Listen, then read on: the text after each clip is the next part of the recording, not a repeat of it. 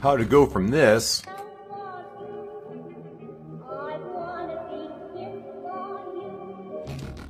to this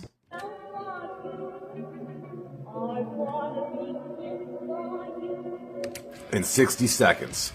There's a few things that you're going to want to add to make your record player sound wobbly and broken. Get the Fruity Chorus, Fruity Parametric, Frequency Shifter, Pitch Shifter. Set your chorus up like this, parametric like this, set your frequency shifter up just like this, set your pitch shifter like this. We have to put an automation clip in for the pitch, an automation clip in for the duration. And within here, we can put in marks anywhere we want by right clicking, and we can adjust the pitch up or down and really give it that unevenness.